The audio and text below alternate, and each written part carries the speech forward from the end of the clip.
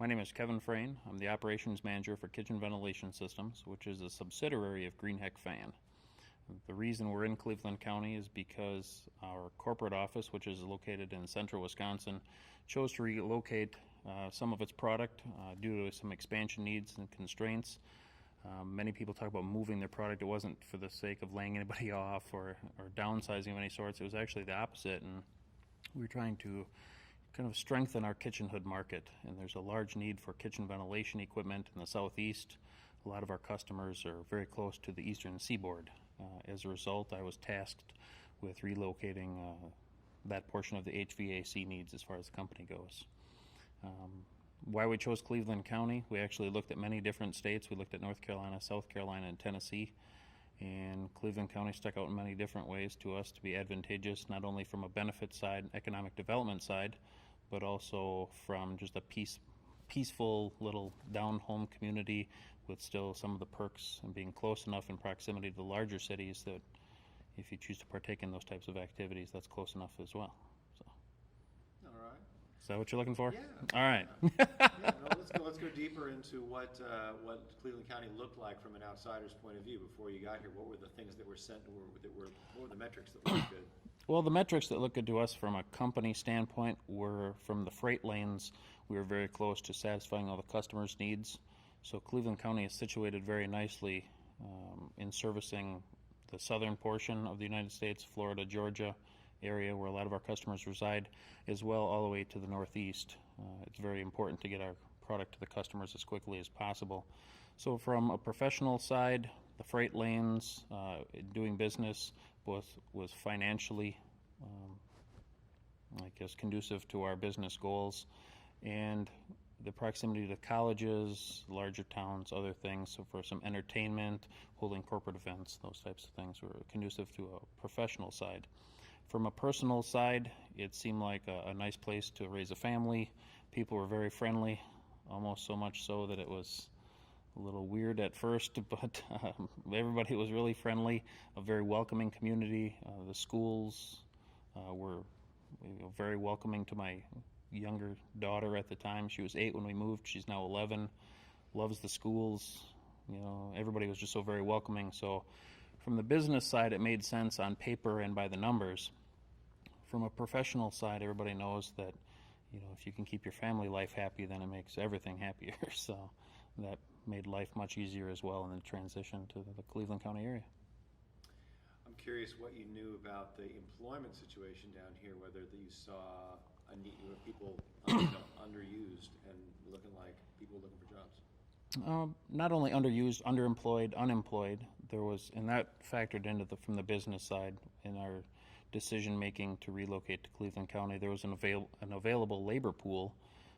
Unfortunately, unemployment was a little higher than the national average, and we as an employer thought that we could use that to our advantage because odds are then there's a lot of qualified, hardworking people that are available to the market, and which we found to be very true. There's a lot of people out there. I think our only challenge as an employer is there's so many hardworking, qualified people out there that when you gather resumes or applications, it's so very hard to pick. There's a large pool of people, and if you're only hiring 50 to 75 people, there's so very many more people than that to pick from that becomes quite the challenge for an operations manager. From an application or resume standpoint, being that I'm ultimately responsible for all the people in the facility, I like to meet and screen them all personally so I know who my team members are, and we work very closely with everybody on the shop floor. I know many plant managers rarely meet anybody from the shop floor and know them only by number. Our business has taken a little different stance in that our plant managers or operation managers are limited to 100 employees. So in any one given facility, they want to keep it 100 employees or less to kind of keep that small town feel even in the facilities. And that's not unique to Cleveland County. That's corporation wide. So as a result, I knew there was only going to be 100 people in there, which sounds like a lot, but when you get down to it, it's actually pretty easy to know and learn who the 100 people are.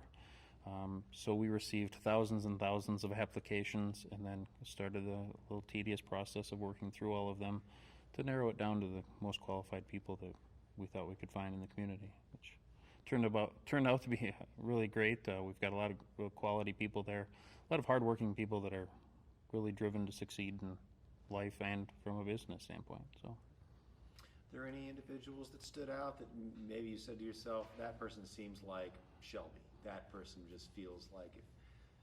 what stood out to me, maybe not was one person, but maybe a group of people. When we first came to town, like I said, we toured many different communities. We saw over 85 different buildings, facilities, and towns and communities.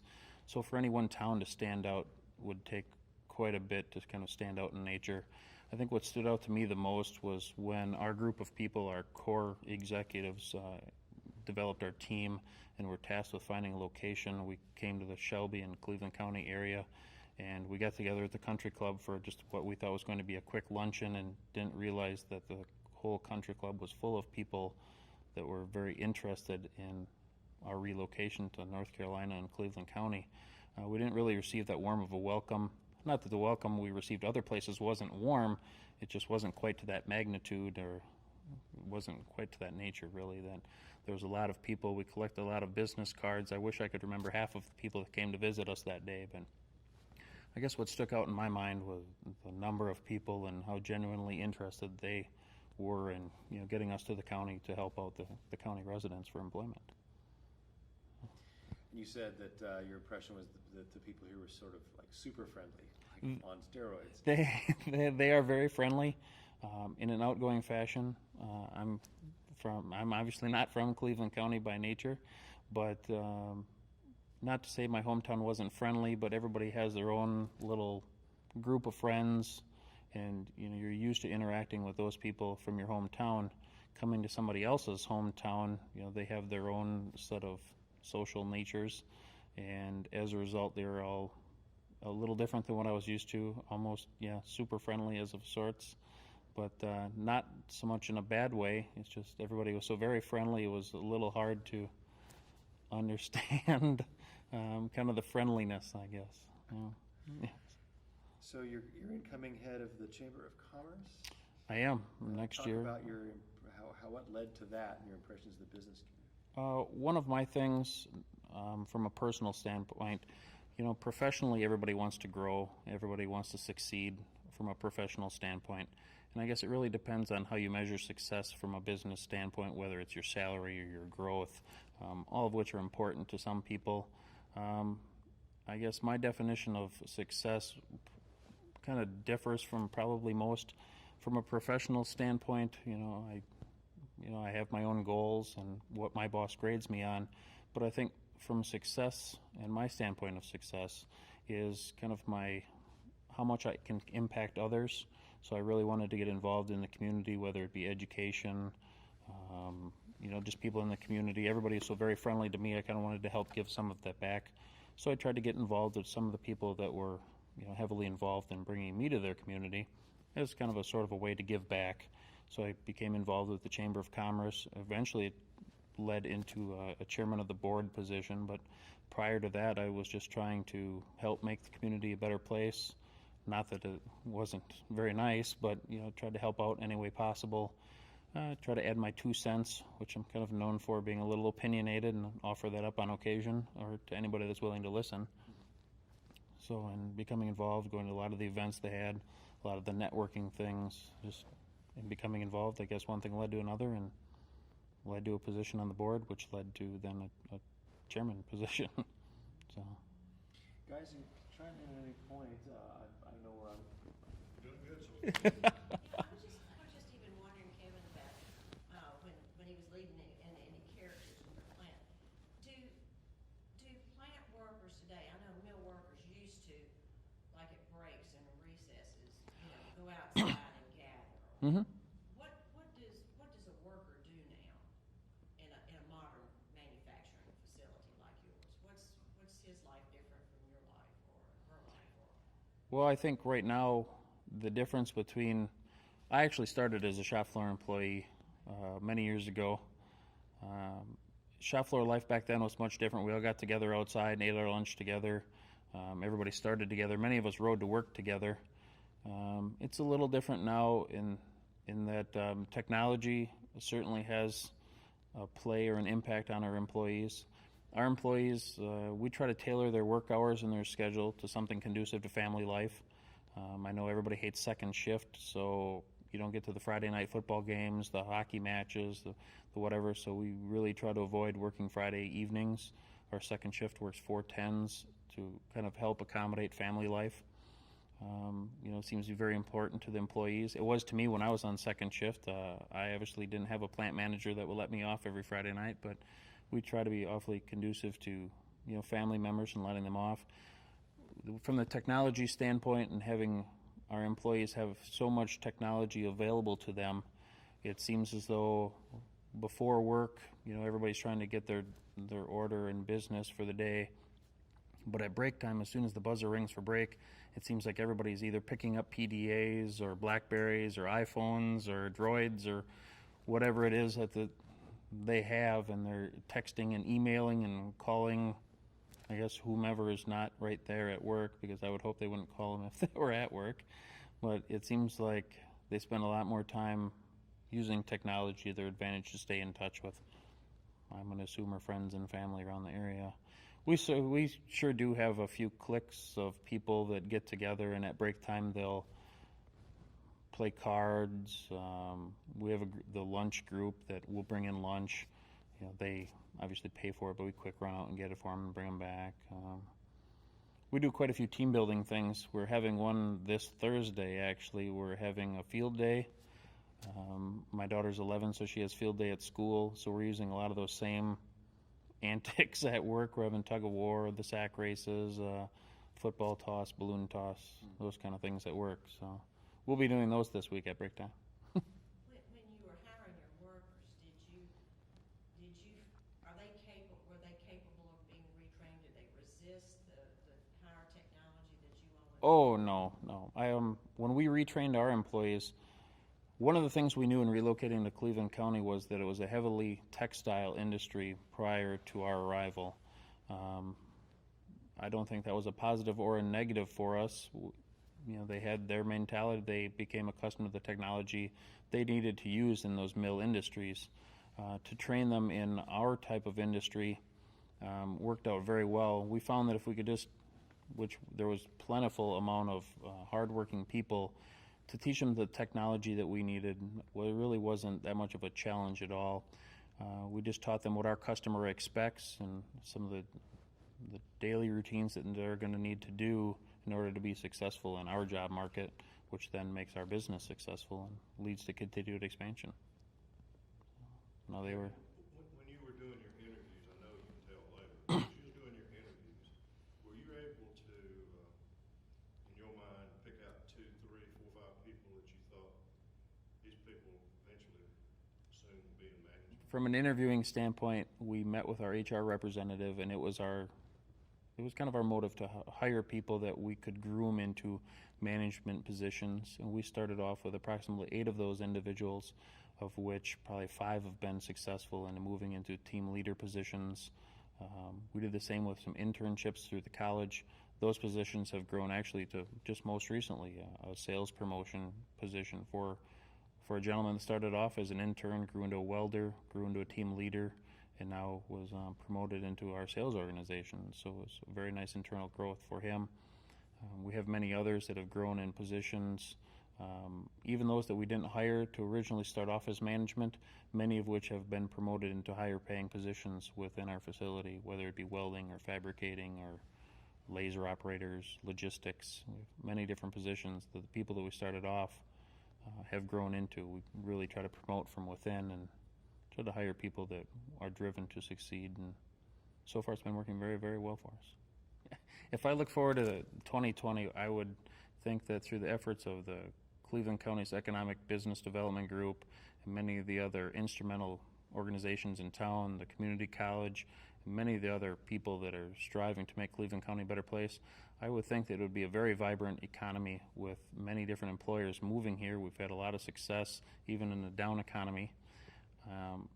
Through that vibrant economy and the continued amount of investors in the community, I would think that the downtown would continue to grow. I know there's been a large focus to revitalize the downtown, seen a lot of very positive things.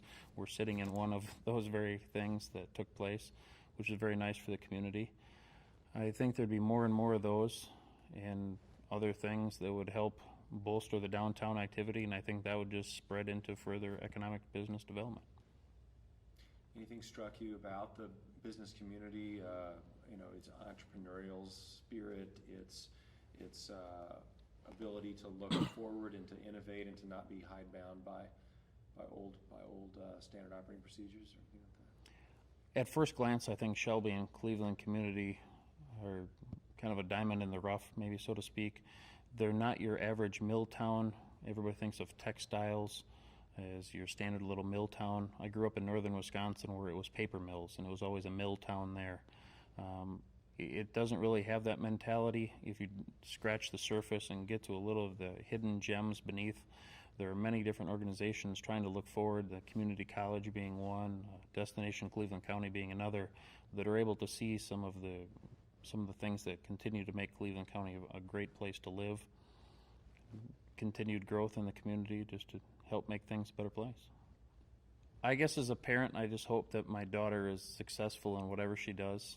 Obviously, if I continue to be a Cleveland County resident, which there's no plans to dispute that, I would hope that she would choose to live fairly close to her mother and father.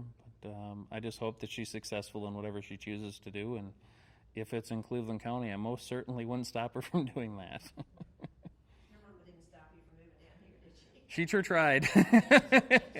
Yeah, my mom and my whole family is very boisterous about moving 1,000 miles away. But didn't stop me. Again, I was talking about how, from a professional standpoint, measuring success, becoming involved can lead to promotions and whatnot. Though it really wasn't my drive in becoming involved in Cleveland County, it was more of a personal desire to become involved, make my environment and community as best as I could, impact it.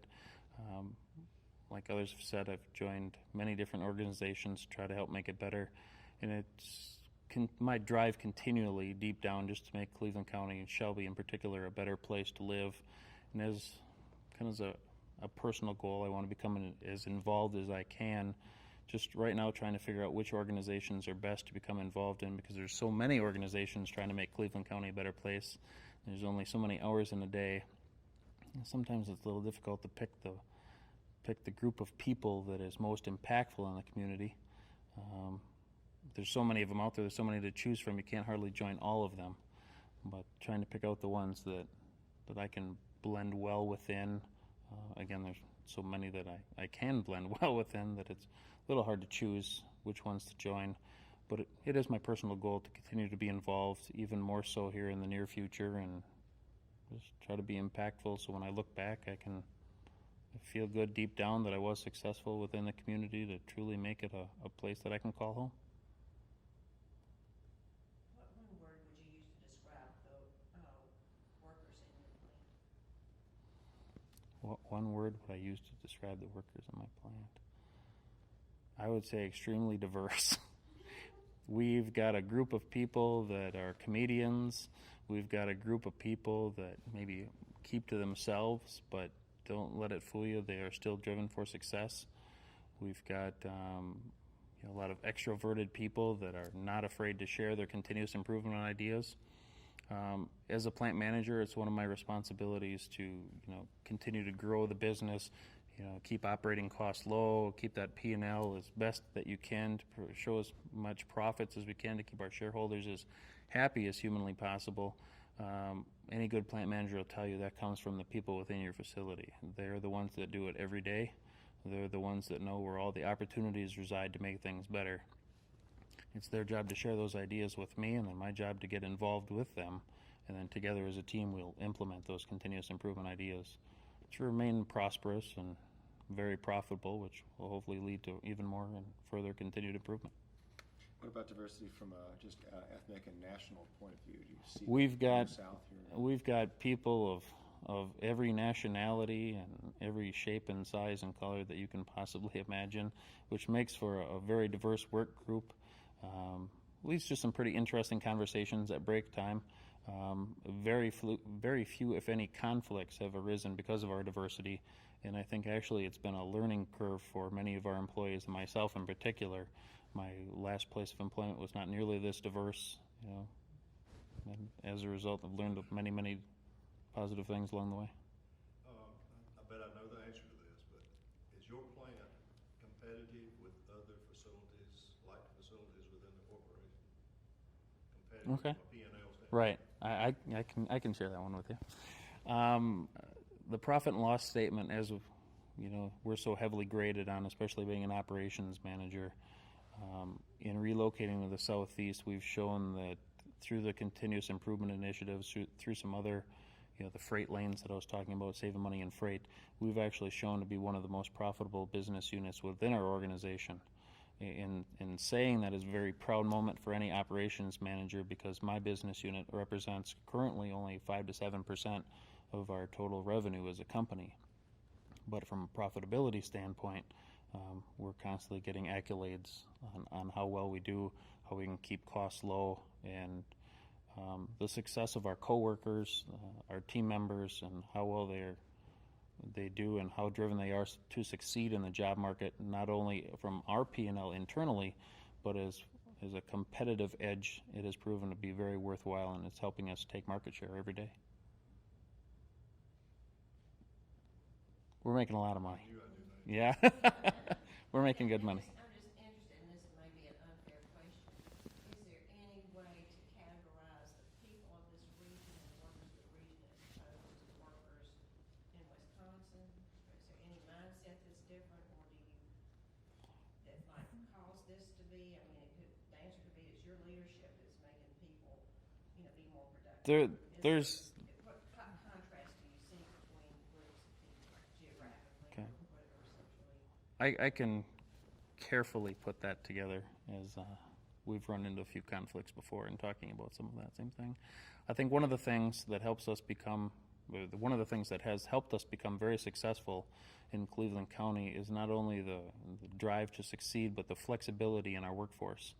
And the flexibility in that nobody is above or below any job that we ask them to do. There's no job on the shop floor that I personally wouldn't go do. And through leading by example, we have welders that will go help crate a unit or package a unit. We have fabricators will help sweep the parking lot if necessary, if that's what it takes to win and succeed, not only internally but externally in the market.